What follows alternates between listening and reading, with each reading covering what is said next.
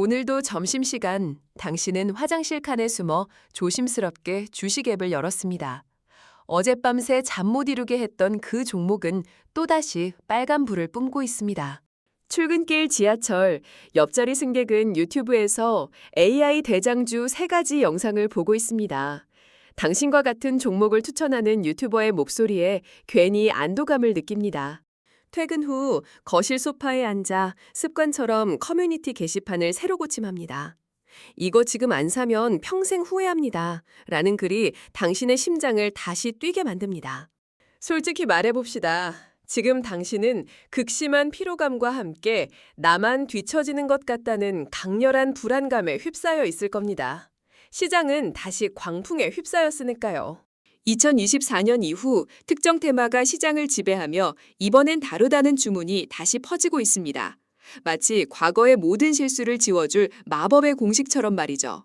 하지만 냉정하게 통계를 보면 개인 투자자의 80% 이상은 이러한 상승장에서 오히려 손실을 보거나 시장 평균 수익률에 한참 못 미치는 결과를 얻습니다. 이것은 단순한 정보 부족 때문이 아닙니다.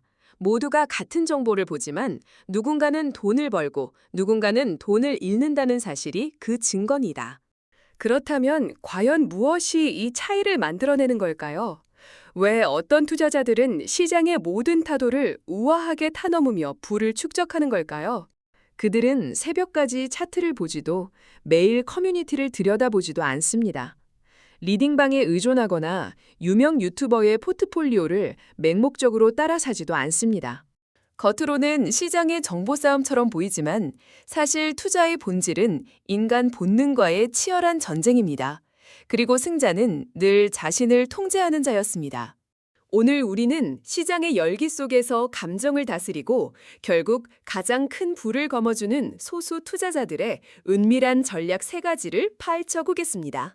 자, 먼저 시장이 우리를 어떻게 조종하는지 알아봅시다. 인간의 뇌는 보상을 기대할 때 도파민을 분비합니다. 주식이 오를 것 같다는 예감, 지금 사면 벌 것 같다는 기대감. 이 기대감 자체가 뇌의 보상 회로를 활성화시키고 이 자극이 반복될수록 점점 더 강한 자극을 원하게 됩니다. 마치 중독처럼 말이죠. 실제로 신경과학 연구에 따르면 사람들은 주식 차트의 상승 곡선을 볼 때 실제 현금 보상을 받을 때와 유사한 뇌 활성화를 보입니다. 우리가 시장 앞에서 이성을 잃는 첫 번째 이유는 바로 이 도파민의 노예가 되기 때문입니다. 주식시장은 거대한 도파민 분비 공장인 셈입니다. 여기에 행동경제학이 밝혀낸 인간의 3가지 본능적 오류가 시장의 불확실성을 더 증폭시킵니다. 첫 번째는 바로 군중심리입니다. 2021년 밈 주식 광풍을 기억하십니까? 레딧 게시판에서 시작된 특정 종목 매수 열기는 수십만 명을 움직였고 혼자만 소외될까봐 불안에 떨게 만들었습니다. 수백 명이 가지아를 외칠 때 이건 아니다라고 생각하는 것은 진화적으로 불가능에 가깝습니다. 집단에서 벗어난 개체는 생존에 불리했으니까요. 하지만 시장은 다릅니다. 모두가 특정 종목을 사려고 달려들 때 이미 그 종목을 바닥에서 산 누군가는 당신에게 팔 준비를 하고 있습니다. 고점에 물리는 비극이죠. 두 번째 본능은 확증 편향입니다. 인간은 자신이 믿고 싶은 정보만 선택적으로 수집하고 자신의 의견을 뒷받침하는 데이터만 눈에 들어오는 경향이 있습니다. 예를 들어 당신이 한미반도체 주식을 보유하고 있다면 AI 반도체 수요 폭발 같은 기사는 반갑지만 고점 논란 기사는 무의식적으로 흘려버립니다. 종목 리딩방이 위험한 이유도 여기에 있습니다. 같은 종목을 보유한 사람들끼리 모여 확증 편향을 강화하죠. 그 안에서는 그 종목이 무조건 오를 것 같지만 현실은 다릅니다. 세 번째는 과신 효과입니다. 상승장은 사람을 자신감 넘치는 천재로 착각하게 만듭니다. 2021년 코스피 3,300 돌파 시절이 대표적이죠. 그때 처음 주식을 시작한 20대 투자자들은 자신이 시장을 꿰뚫는 능력을 타고났다고 믿었습니다. 몇 달 만에 원금이 2배가 되었으니까요. 그 자신감은 레버리지 확대, 집중 투자, 그리고 무리한 비트로 이어졌습니다. 그리고 2022년 금리 인상과 함께 모든 것이 반대 방향으로 흘러갔습니다. 코스피는 그해 25% 가까이 하락했고 레버리지를 쓴 투자자들의 손실은 그 몇 배에 달했습니다.